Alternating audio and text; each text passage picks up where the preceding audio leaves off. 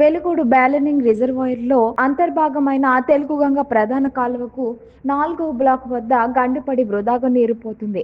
బండి ఆత్మకూరు మండల పరిధిలోని గాల చెన్నైపాలెం నారాయణపురం గ్రామాల మధ్య వరి సాగులోకి నీరు చేరడంతో వరి పంట రైతులు ఆందోళన వ్యక్తం చేస్తున్నారు. వరి పంట కంకి దశకు చేరే సమయంలో హఠాత్తుగా నీరు రావడంతో వరి పంట దెబ్బతింటుందని ఆందోళన వ్యక్తం చేస్తున్నారు.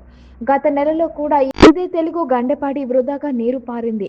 మరలా మరుసటి నెలలో రెండోసారి గండిపడి గాలి చెన్నైపాలెం నారాయణపురం గ్రామాల పంట పొలాల మీద పారుతుంది.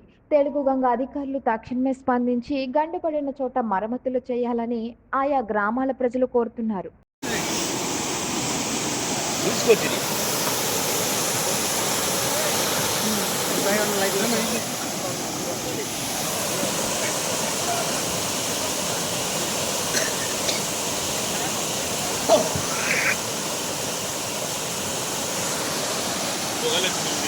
ఆధార్ కార్డుకి చెప్పుకోరా, అది ఇంకా ఎక్కువ ఇక్కడ ఇక్కడ